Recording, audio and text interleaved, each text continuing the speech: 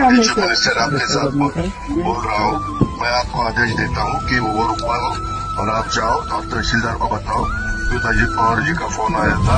हा व्हिडिओ तर आपण पाहिलाच असेल आणि अजितदादांच्या कार्यपद्धतीबद्दल तुमच्या मनात प्रश्नही निर्माण झाले असतील। सर्वांना माहिती आहे, प्रशासकीय अधिकाऱ्यांसोबत दादांचं तर भारी बॉन्डिंग आहे। मग नक्की ही घटना काय होती, चला जाणून घेऊ खरी इनसाइड स्टोरी। सोलापूरमधील कुरडू गावात गावच्या तळ्यात मुरुमाचं उत्खनन चालू होतं आणि त्या मुरुमाच्या माध्यमातून गावातील एका खराब रस्त्याचं काम चालू होतं। काय झालं, या ठिकाणी रस्त्याची खूप मोठी समस्या पाठीमागील 10 वर्षापासून आहे आणि रस्ता एवढा खराब झाला, रस्त्यावरती खड्डे आहेत आणि पाऊस पडल्यामुळे त्याच्यामध्ये पाणी साठलं। मोटरसायकल घेऊन जायला तर रस्त्यात त्या खड्ड्यात जर ती गाडी गेली तर बरेचसे अपघात आतापर्यंत घडलेले आहेत।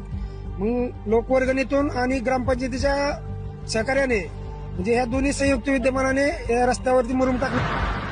हे मुरुमाचं उत्खनन शासनाच्या अधिकृत GR नुसार चालू होतं आणि सर्व गोष्टींची पूर्व परवानगी घेत 100% कायदेशीर मार्गाने चालू होतं। आपलं मराठी आणि त्यांची हिंदी आहे। आमच्याकडे सगळ्या वर्क ऑर्डर मराठीतल्या त्यांना प्रत्येक पेपर्स आम्ही त्यांना दाखवतो। ह्याच वेळी प्रोबेशनवर असणाऱ्या नवीन IPS अधिकारी अंजना कृष्णा तेथे उत्खनन सुरू असलेल्या जागेवर दाखल झाल्या।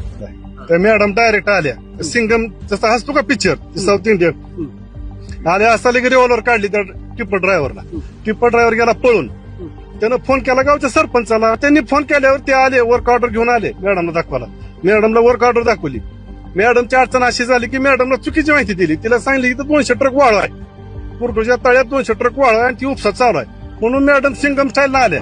हे उत्खनन बेकायदेशीर आहे असा समज अंजना कृष्णा यांचा झाला होता। जरी हे उत्खनन बेकायदेशीर असले तरी या घटनेत कारवाई करण्याचा अधिकार हा महसूल अधिकाऱ्यांचा असतो, पोलिसांचा नाही। त्यामुळं अंजना कृष्णा यांनीही कुठलीही अधिकृत कायदेशीर प्रक्रिया पाळली नाही आणि कायदेशीररित्या चाललेलं रस्त्याचं काम थांबवलं।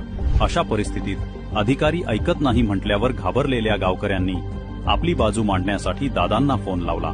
जिथे आजकाल गावचा सरपंच लवकर फोन उचलत नाही, तिथे उपमुख्यमंत्री दादांनी आपली महाराष्ट्राच्या जनतेप्रती असणाऱ्या कर्तव्यनिष्ठेचं प्रमाण देत तात्काळ फोन घेतला। अंजना कृष्णा यांचा चुकीच्या माहितीच्या आधारावर गैरसमज झाल्याचे स्पष्ट करत दादांनी त्यांना समजावून सांगितले। एकंदरीतच दादांचा स्वभाव, स्पष्ट वक्तेपणा आणि बोलण्याची पद्धत आपल्या सर्वांना ठाऊकच आहे, ज्याला विविध पक्षातील नेत्यांनीही दुजोरा दिला। मुझे लगता है अजित पवार जी कभी भी अवैध काम के लिए, गलत काम के लिए किसी अधिकारी को डांटने वाले मंत्री नहीं है, हमारे नेता नहीं है।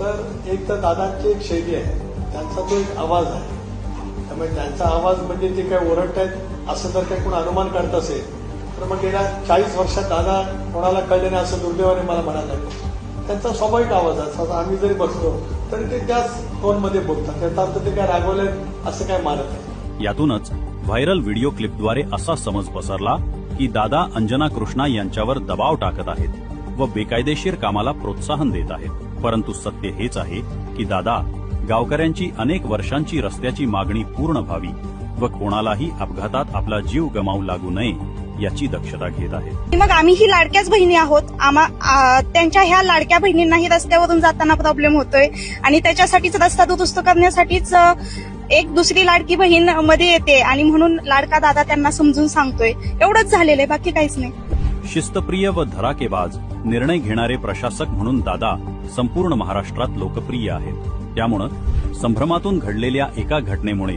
दादांच्या कार्यपद्धतीवर शंका घेणं ही अतिशयोक्ती होईल। स्वच्छ, कार्यक्षम व प्रभावी प्रशासनाच्या बाबतीत दादांचा हात कुणीही या महाराष्ट्रात धरू शकत नाही।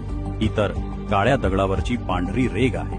त्यामुळं शेवटी काहीही झालं तरी इथल्या जनहिताच्या ह्या राज्यकारभारात दादांचा वादाच चालणार आहे हे मात्र नक्की।